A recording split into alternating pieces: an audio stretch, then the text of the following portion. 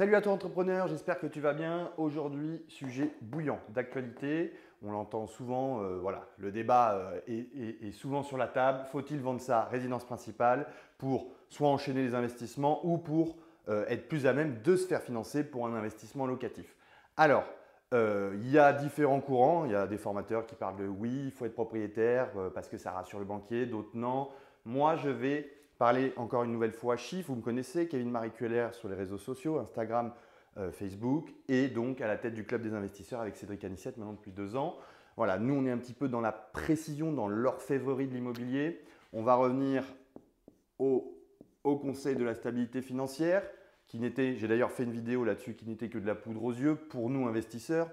Donc le passage de 33 à 35%, le passage de 15 à 20% de pourcentage de dossiers dérogatoires. Donc ça peut nous intéresser.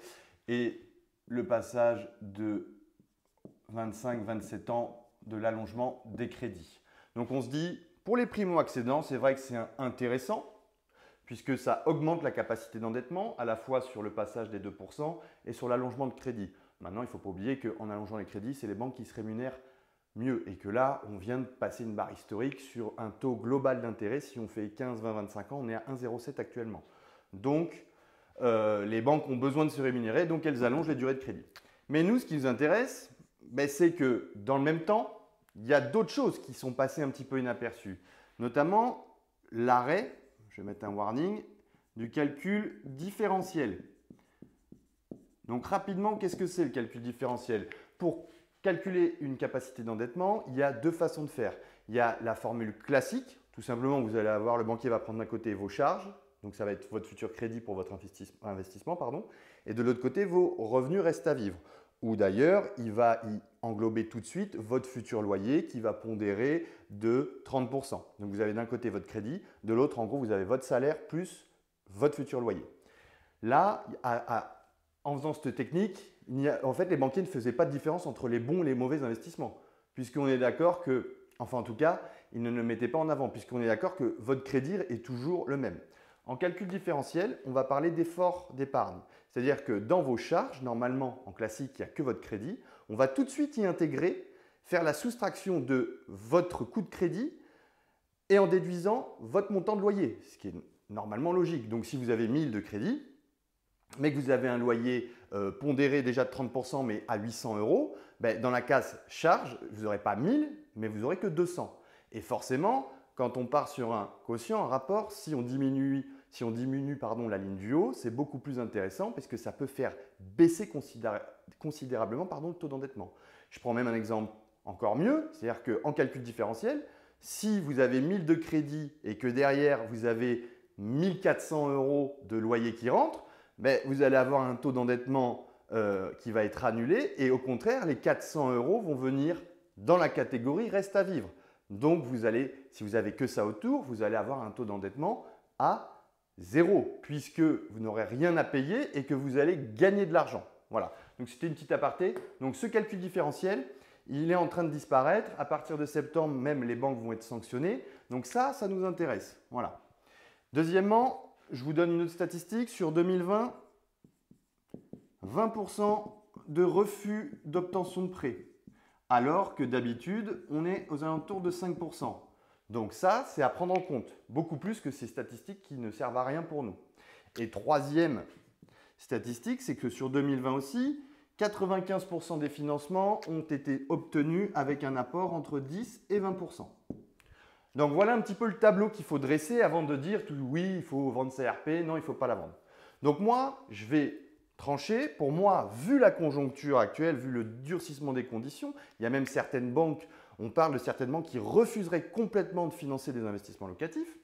Moi, je pense que oui. Si de nos jours, vous voulez faire de l'investissement locatif ou enchaîner des investissements, pour moi, il faut vendre votre RP.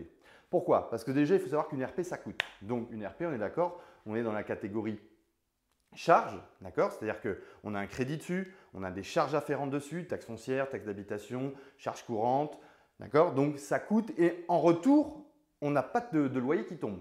Donc déjà, ça, c'est un point à prendre en compte. Ce point-là, plus ces trois mauvaises nouvelles, font que Ben oui. Donc pour moi, il faut vendre ses RP actuellement. C'était peut-être moins évident il y a quelques temps parce que ça va nous permettre d'augmenter notre capacité d'endettement. Puisque forcément, si j'avais une RP à 2 000 € par mois, donc ce qui correspond à 400 000 €, mais si j'enlève ce crédit, hop, je me retrouve sans cette charge. Alors oui, il faut que je me reloge, bien évidemment, mais je peux faire en sorte de trouver un logement locatif moins cher. C'est un effort à faire, moins cher que la résidence principale. Ensuite, le deuxième point, c'est que, et je vous l'ai dit, maintenant, sur 2020, on demande de l'apport. D'accord?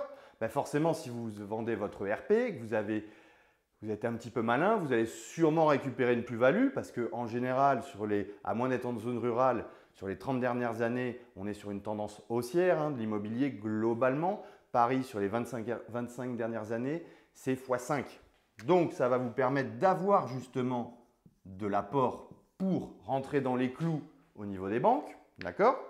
Et le troisième point qui, à mon sens, est important, c'est que, c'est une petite astuce, beaucoup le font, c'est qu'en étant plus propriétaire, vous allez pouvoir faire passer un projet d'investissement locatif en RP. Et on sait très bien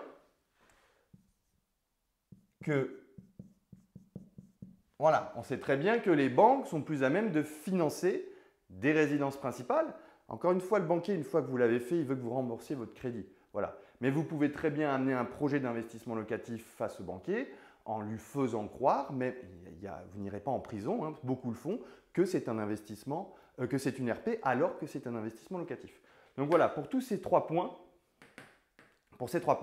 augmentation de la capacité d'endettement, besoin d'apport, on s'adapte à la conjoncture. Il y a eu beaucoup de refus parce que manque d'apport, puisque les banques se protègent plus parce que les taux d'intérêt sont tellement bas. Et puis en fait, les banques, avec la crise, entre guillemets, pourquoi ils demandent de l'apport les banques? Tout simplement parce que si elles doivent revendre rapidement votre bien en cas de coup dur, elles le vendront entre 10 et 20% moins cher pour le vendre tout de suite. C'est pour ça qu'on demande de l'apport, que les banques demandent de l'apport. Et ensuite, troisième astuce, pour faire passer son investissement locatif en RP, donc pour mettre toutes les chances de son côté. Voilà, donc pour moi actuellement, je pense qu'il est plus intéressant de vendre sa RP pour investir dans le locatif ou enchaîner les investissements, plus qu'à une certaine période. Ça reste que mon point de vue, mais j'espère que j'ai été suffisamment clair pour vous faire comprendre par des chiffres que c'est à mon avis une nécessité pour pouvoir accélérer et générer des revenus locatifs. Allez, affaire à suivre.